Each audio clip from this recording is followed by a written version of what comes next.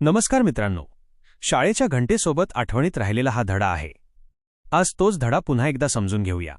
आभाळातील फरकांड्या. शाळेला सुट्टी असली की तालुक्याच्या गावावरून आणलेली रंगपेटी आणि कागदाचा तुकडा काढून गुपचूप गच्चीवर जाऊन बसायचो. वर्गात दिलेला गणित, इंग्रजीचा अभ्यास टाळण्यासाठी हाच एक मार्ग जवळचा आणि सोपा वाटायचा. पिकाचे वाफे करावेत तसे वाफे केलेली रंगाची पेटी सोबतीला असायची. काळी पेन्सिल, पाण्याची वाटी, हाताखाली धरायला खपटे आणि दादाच्या दाढीच्या डब्यातनं पळवलेले ब्लेड एवढीच साधनसामग्री. गणित इंग्रजीपेक्षा चित्र काढणे सोपे वाटायचे, परंतु घरच्यांना ते आवडायचे नाही. गणित इंग्रजीत जेवढे गाडून घ्यावे तेवढे घरच्यांना मी हुशार वाटायचो. मन मात्र सांगायचे, चित्र काढले तर बिघडले कुठे. वर्गात चित्रकलेचे गुरुजी विषय देऊन मोकळे व्हायचे. मग आपण आपले राजे. चित्र काढा आणि रंगवा. घे ब्रश की हाणं फरकांड्या अशी सवय पुढे पुढे अंगवळणी पडली. रंग, पेन्सिल, रबर, कागद हे रविवारचे मित्र बनले. झाडाकडे बघावे, झाड काढावे, घराकडे बघावे, घर काढावे. घोडा, उंट, कुत्रा, मांजर यांना तर कायम वेठीला धरलेले. बिचारे हाती लागले नाहीत तरच चंद्र किंवा सूर्याला झाडाडून येताना दाखवायचो आणि माणसांना रस्त्यावरून जाताना. शेंबूड पुसताना वाटीला धक्का लागला तर रंगाने गढूळ झालेले पाणी मांडीवर सांडायचे. चड्डीची एक बाजू आपोआप रंगीत व्हायची. एखाद दुसरे बोट तोंडावर लागायचे.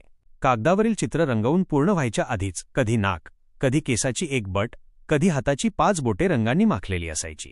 6माही परीक्षा संपल्यानंतर मास्तरांनी पाठवलेला हुशारीचा तक्ता पाहून भडकलेल्या आईचे चित्र कागदावर काढून भिंतीवर डकवून द्यायचो. त्याखाली रागावलेली आई एवढी एक ओळ टाकलेली असायची.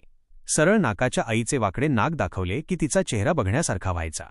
ज्यांचा ज्यांचा राग यायचा त्यांची वेडीवाकडी चित्रे काढून त्यांना दाखवायचो. एकदा असेच सुट्टीच्या दिवसांत घराच्या अंगणात चटई, ब्रश, रंग आणि बशी घेतली. पुन्हा पुन्हा उठबस करायला लागू नये म्हणून गडूभर पाणी आणून ठेवले. हाताखाली धरायचे खपटे कुणीतरी पळवलेले होते. शेवटी रागेरागे स्वयंपाकघरात जाऊन लाकडी पाट आणला. पाट मांडीवर ठेवून कागद अंथरला. आकाश रंगवायला घेतले. बशीत 2 थेंब पाणी टाकून निळा, तांबडा आणि जांभळा रंग कालवला. तिन्ही रंगांचे ओघळ एकत्र झाले आणि त्याचाही एक रंग बनला. पाहता पाहता बशीतच आकाश अवतरले. मऊशार ब्रशचे मऊशार केस तेही रंगात न्हाऊन निघाले. बोटांवर पसरलेले रंग कधी वाळून गेले कळले नाही. सारवलेल्या जागेचे पोपडे निघावेत तसे रंगांचेही पोपडे निघायचे कळायचे नाही. एखाद्या रंगाचा शिंतोडा कधी गालावर, कधी कपड्यावर हलकाय पावलानं जाऊन बसायचा. त्याचेही एक भिरभिर ते आभाळ व्हायचे. चोर पावलाने अंगणात आलेली आई प्रेमाने चापट मारून म्हणायची, तू रंगवतोस आकाशाला की स्वतःला? चल मी दाखवते रंगवून आकाश, असे म्हणत ती फतकल मारून बसायची आकाश रंगवायला. कुंचला रंगात बुडवायची. वजा पक्षाने पंख फडफडावेत तसे तिच्या हाताचे व्हायचे. रंगाने भरलेली बोटे इकडे तिकडे लागल्यावर कशी दिसत असेल माझी आई. ती दिसायची फुलपाखरासारखी. चित्र काढताना झालेली फटफजिती ती कबूल करायची नाही.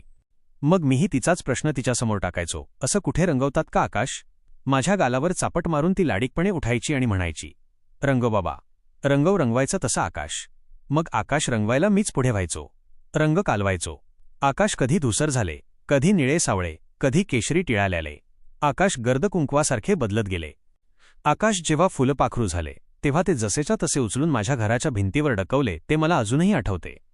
मित्रांनो, हा पाठ पाहताना जर बालपणाची आठवण झाली असेल तर व्हिडिओला लाईक करा आणि असेच व्हिडिओ पाहण्यासाठी चॅनलला सबस्क्राईब करा.